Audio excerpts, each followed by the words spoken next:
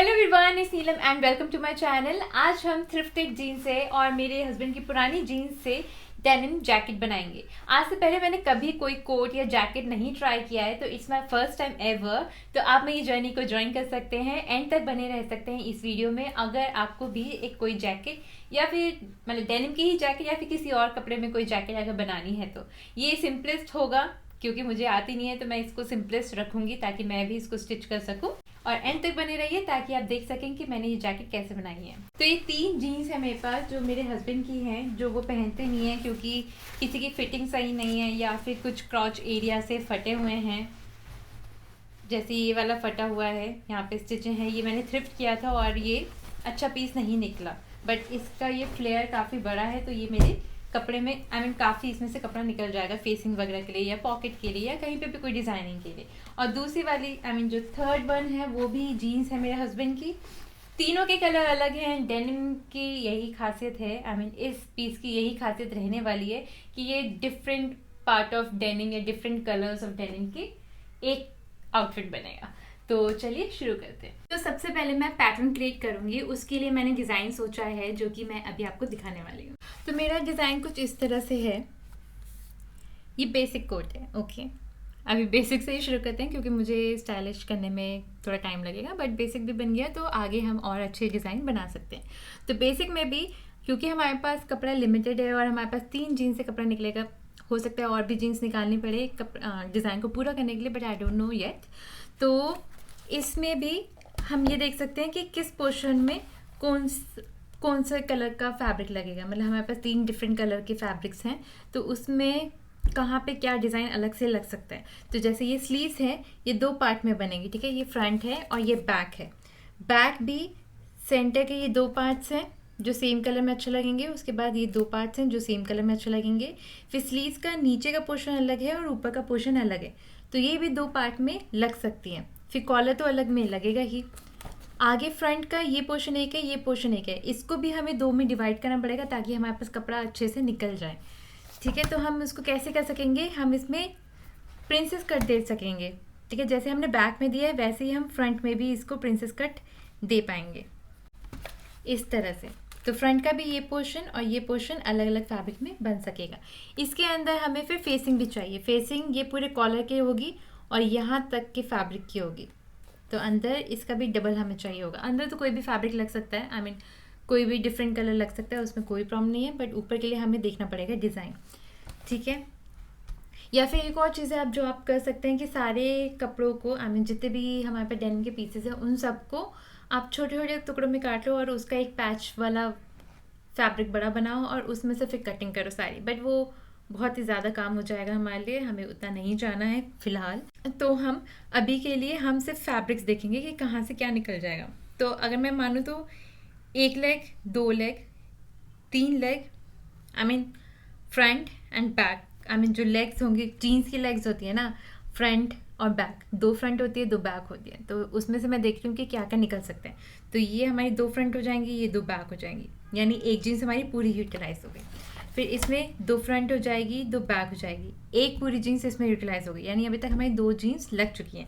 तीसरी जीन्स के लिए हमें ये चाहिए फ्रंट पोर्शन और ये अंदर वाला पोर्शन चाहिए। तो ये हमें एक लेग में से निकालना पड़ेगा, ये दूसरे लेग में से निकालना पड़ेगा। तो ऐसे तो हमारी स्लीव्स जो है वो डिफरेंट हो जाएंगी, फ्रंट डिफरेंट हो जाएगा और बैक डिफरेंट हो जाएगा। बट हमें उस तरह से नहीं करना, हमें कुछ इस तरह से करना है कि ये जो 2 साइड के पीसेस हैं और इसके जो बैक के 2 पीसेस हैं, मतलब बेसिकली हमें मिक्स करना है अच्छे से। तो बैक में भी वो कपड़ा आना चाहिए, फ्रंट में भी वो कपड़ा आना चाहिए जो हम यूज़ कर रहे हैं। एक जीन्स का यहाँ से आ जाएगा, वही सेम जीन्स का फैब्रिक यहाँ पे हो जाएगा, जो इसमें फैब्रिक लगेगा उसका फैब्रिक सेम फ्रंट पे आ जाएगा, और ऐसे ही स्लीव्स में भी, ठीक है। तो अभी हम जीन्स को खोलेंगे। सबसे पहले मैं वो वाली साइड खोलूँगी जहाँ पे ये वाली सीम नहीं है, यानी आउटर सीम।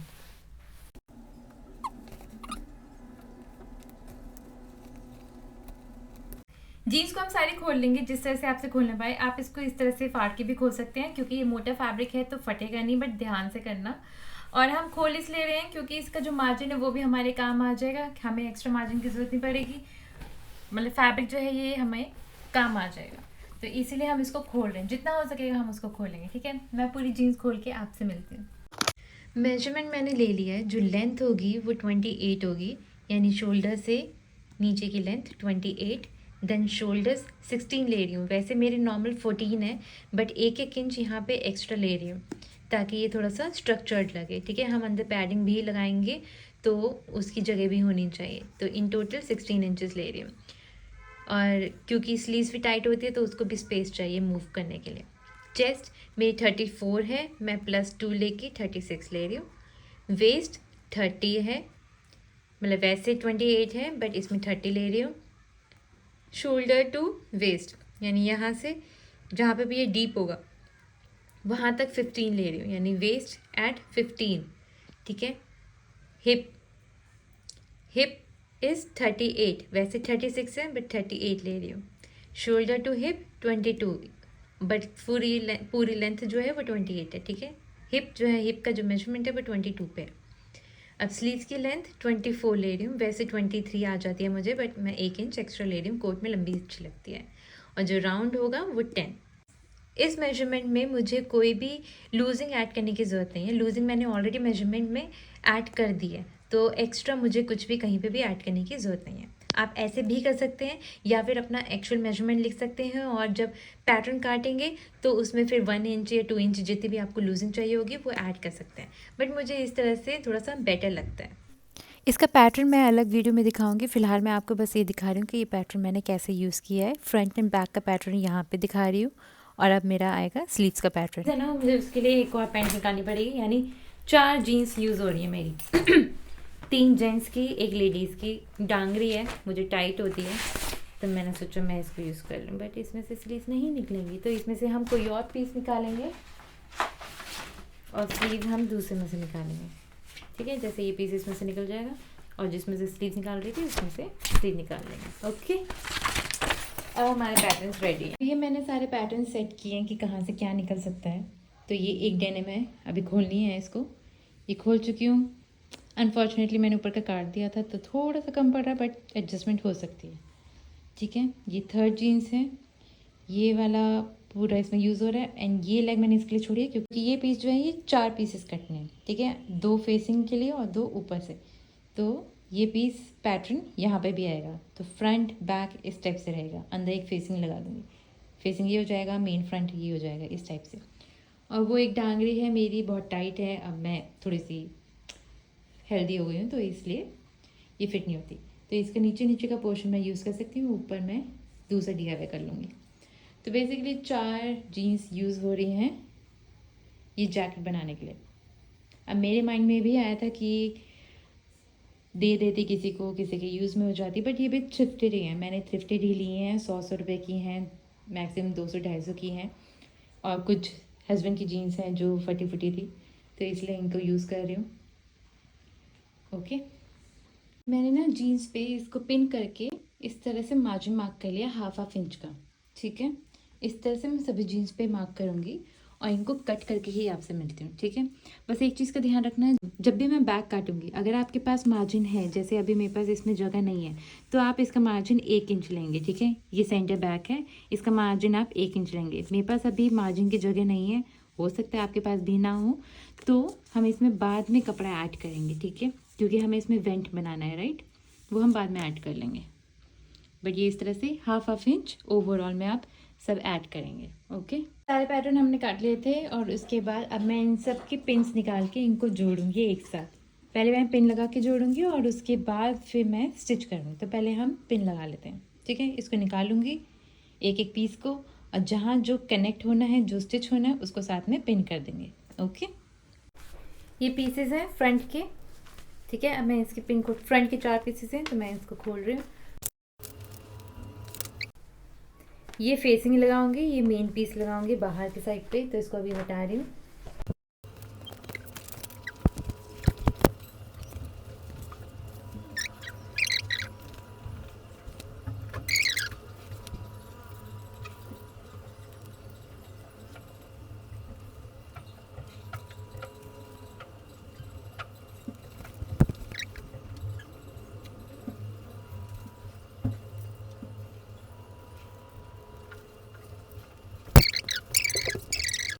तो फ्रंट के पिन्स लगने के बाद ये कुछ इस तरह से दिख रहा है। ये ओवरलैपिंग आएगा, कॉलर होगा ऊपर। अभी हम एक और कॉलर अटैच करेंगे। अभी मैंने जो भी पार्ट से कॉलर के 2 पीसेस में थे उसको मैंने सिंगल कर दिया है। यानी अगर आपके पास फैब्रिक हो तो आपके पास मेन कॉलर का जो फोल्ड होना चाहिए वो इस तरह से दिखेगा। उसका पैटर्न ये है, ठीक है। आप डबल फोल्डेड फैब्रिक पे काटेंगे तो वो इस तरह से आपको खुल के दिखेगा। मेरे पास फैब्रिक कम था तो इसलिए मैंने 2 पार्ट्स में बनाया है, बीच में जॉइंट दिया है, ठीक है। अब इसके नीचे मैं कॉलर का स्टैंडिंग बैंड जॉइन करूंगी, ठीक है। और वो कुछ इस तरह से दिखेगा, ठीक है। इसके नीचे यहाँ पे ऐसे जॉइन करूंगी तो ये इस तरह से आएगा। ये मैंने नीचे का भी पार्ट ऐड कर दिया है कॉलर में, तो ये कुछ इस तरह से दिख रहा है। इसको हम फ्लैट स्टिच करेंगे। कुछ भी आप स्टिच करें, कोई एक सिंगल भी स्टिच मारे तो उसको आप आयरन प्रेस जरूर करना, क्योंकि उसी से आपकी जो सीम है वो नीट दिखेगी। और जो फाइनल पीस आएगा ना तो आपको विश्वास नहीं होगा कि ये आपने सिला है। मतलब इतनी अच्छी उसकी क्वालिटी हो जाएगी, स्टिचिंग क्वालिटी। स्लीव्स भी जोड़ दी है, आगे और पीछे का पार्ट जोड़ा है। अभी मैं सिर्फ जो छोटे छोटे पार्ट्स हैं उनको एक साथ जोड़ रही हूँ। ये दूसरी स्लीव्स है, इसको भी मैं इसी तरह से करूँगी। जहाँ पे भी पिन्स लगी हैं दोनों साइड स्टिच मार के इस तरह से ये स्लीव्स बनकर आएंगी। आप देख सकते हैं, ठीक है। आपको दिखेगा कि ये घूमी हुई है थोड़ी सी, ठीक है। ये पार्ट तो ये एल्बो है, ताकि एल्बो मोड़ने में आसानी रहे, ठीक है। और आगे से थोड़ा सा कर्वी है। अब ऐसे ही जैसे मैंने कॉलर और स्लीव्स को जोड़ा है वैसे ही सारी बैक्स की पट्टियाँ, बेसिकली बैक बॉडीज का पार्ट और फ्रंट बॉडीज का पार्ट मैं स्टिच करूँगी। तो जो बैक में है ये वाला पोर्शन 8 इंच तक मैं स्टिच करूँगी। इसके बाद मैं ओपन छोड़ूंगी क्योंकि मुझे यहाँ पे वेंट चाहिए, ठीक है। वेंट मैं बाद में ऐड करूँगी क्योंकि मुझे यहाँ पे फैब्रिक भी ऐड करना पड़ेगा वेंट के लिए। तो वो मैं एकदम लास्ट में जब मैं फिनिशिंग टच दूंगी तब करूँगी। तब तक के लिए मैं पूरी ये वाली लाइन, ये वाली पट्टी एकदम साइड वाली और मिडल वाली पट्टी को ज्वाइन करूँगी और ऐसे ही सारे पार्ट ज्वाइन करूँगी और सेंटर को भी ज्वाइन करूँगी, ठीक है। उतना करके मैं आपसे मिलती हूँ। अभी के लिए मैं इतना स्टिच कर चुकी हूँ, मतलब कितना, अंदर की फेसिंग अभी अटैच करनी है। मैंने बैक को जोड़ लिया है सारा, ठीक है। फ्रंट को जोड़ लिया है दोनों साइड के, ठीक है। अब मैं फेसिंग को जोड़ूंगी दोनों साइड की अंदर से, यानी इस तरह से आएगी। ऐसे ही दूसरी साइड पे भी फेसिंग ऐड करूंगी। फेसिंग ऐड करूंगी, साइड से जोड़ूंगी और कंधियां जोड़ूंगी। इतना जोड़ के मैं आती हूँ, ठीक है। इतना मैंने स्टिच कर दिया है। फ्रंट बैक को मैंने साथ में जोड़ दिया है, फेसिंग को मैंने साथ में जोड़ दिया है। फिटिंग चेक कर ली है। सॉरी फॉर द नॉइज, ऊपर कुछ कंस्ट्रक्शन हो रही है।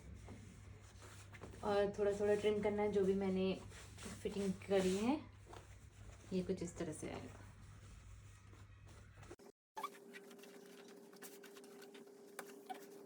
अब क्योंकि ये ना बहुत हिल रहा है नीचे की फेसिंग, तो मैं सोच रही हूँ कि इसके अंदर मैं डबल साइडेड फ्यूजिंग लगा दूँ।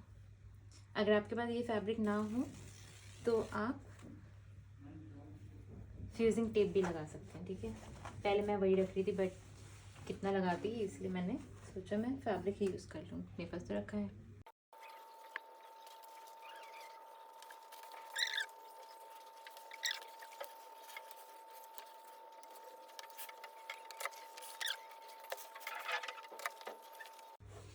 अब क्योंकि ऊपर कॉलर लगाना था तो इसीलिए मैंने इसको आधा ही फोल्ड किया, मतलब जहाँ तक ये वाला लेबल आएगा वहाँ तक मैंने इसको फोल्ड किया है। और बाकी मैंने कर दिया था स्टिच, बट मैंने खोल दिया है, ठीक है। अब यहाँ से ऐसे ऊपर वाला कॉलर लगेगा।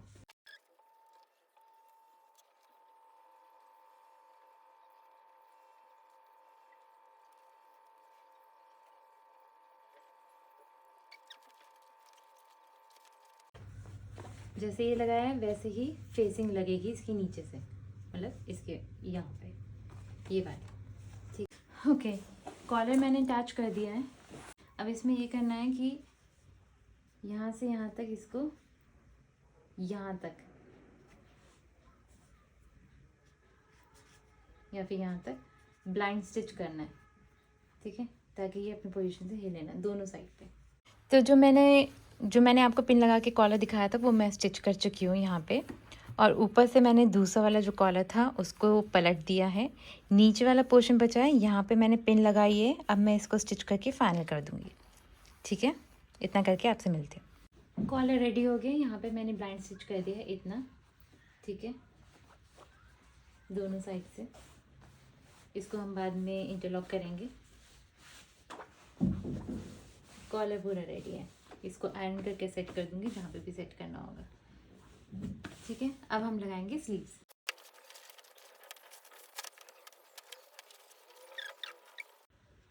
इसी तरह से दोनों स्लीव्स हम अटैच कर देंगे।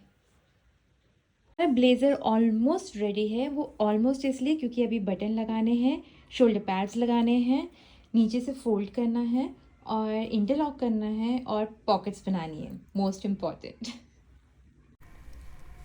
अब मैं सोच रही हूँ स्लिट से पहले, बैक स्लिट से पहले शोल्डर पैड्स बना लूँ। शोल्डर पैड्स के लिए ये पैड्स होते हैं जो शोल्डर्स पे लगते हैं, जेंट्स के कोट्स में ज़्यादातर होता है। ये आपको नॉर्मल टेलरिंग शॉप से मिल जाएगा, ठीक है। सबसे पहले मैं इसको अपने शोल्डर के अकॉर्डिंग करूँगी। मेरा शोल्डर है 5, इसको मैं हाफ फोल्ड करूँगी। आई गेस ये शेप के अकॉर्डिंग ही कटा हुआ है, राइट। तो आगे कौन सा है, पीछे कौन सा है, पीछे ये होगा ज़्यादा कवरेज, आगे कम कवरेज। और 5 के अकॉर्डिंग है तो मैं ये बस एक्स्ट्रा वाला पार्ट हटा देती हूँ।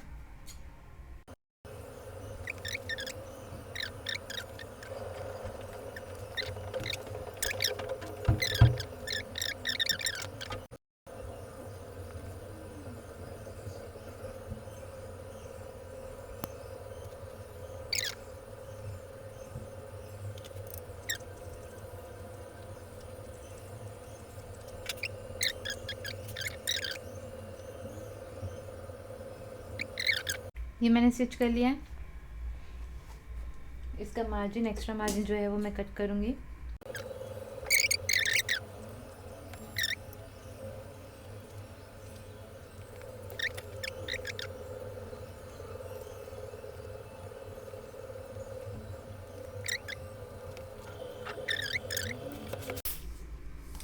यहाँ पे मैं ऊपर से टॉप स्टिच कर दूँगी। तो ये मेरा पैड रेडी है।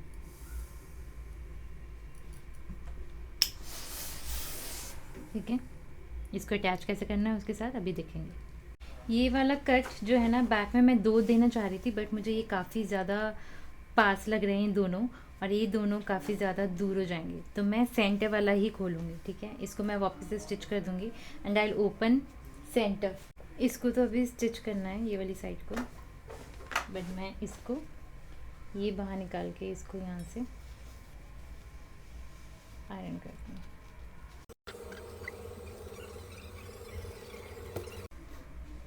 ये मैंने अभी इसलिए भी खोला है क्योंकि यहाँ पे मुझे एक्स्ट्रा फैब्रिक लगाना पड़ेगा और यहाँ पे भी लगाना पड़ेगा। अब मैं सोच रही हूँ यहाँ से ये वाले पैनल पे मैं फ्यूजिंग लगा दूँ, क्योंकि उसकी ना शेप मुझे अच्छी नहीं लग रही, मुझे चाहिए होता है एकदम परफेक्ट, तो इसीलिए मैं यहाँ पे फ्यूजिंग लगाने का सोच रही हूँ। तो मैं ऐसे 2 पैनल्स काटूँगी क्योंकि दोनों साइड पे लगना है।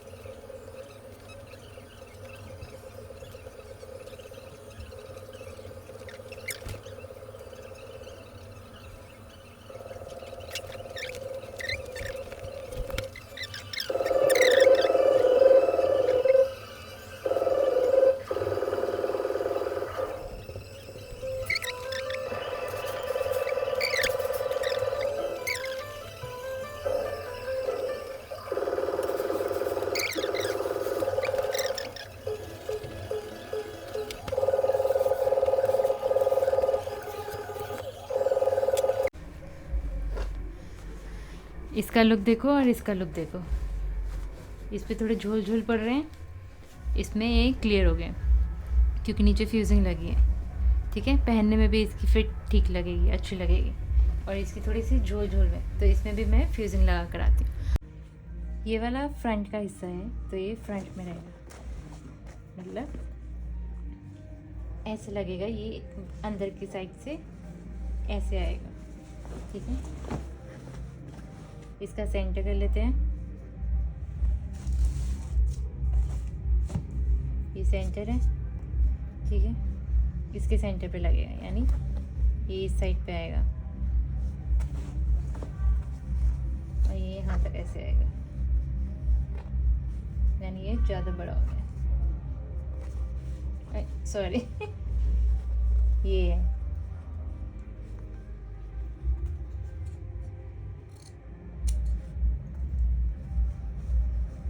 यहाँ पे आएगा, ठीक है।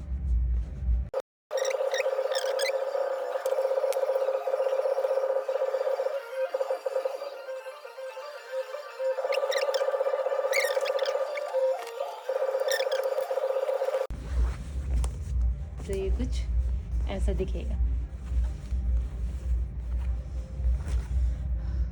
ठीक है। कितना स्ट्रक्चर आ गया ना इसमें। ऐसे ही हम दूसरी साइड पे भी करेंगे। अब स्लिट बचा है, पैड्स हमने लगा लिए हैं, शोल्डर पैड्स। स्लिट का जो एक साइड है इसको मैंने डबल साइड टेप से चिपका दिया, इस पर मैं स्टिच मारूंगी पतली। और इसके लिए मुझे यहाँ पे ऐसे अंदर से बेसिकली इसको हम खोलेंगे, इसको यहाँ पे ऐसे अटैच करेंगे और अंदर की साइड पे मैं इसको फोल्ड कर दूँगी, ठीक है। तो अंदर से ये ऐसे दिखेगा, यहाँ तक है ना।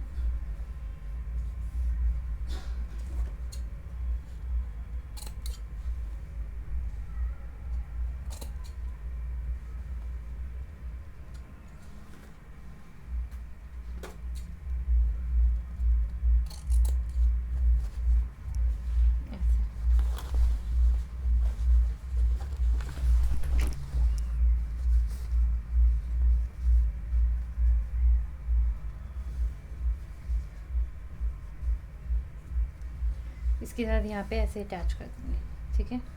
और उसके बाद हम इसको फोल्ड कर देंगे अंदर की साइड। पहले मैं अटैच करके आती हूँ, फिर मैं दिखाऊंगी कैसे फोल्ड किया, ओके।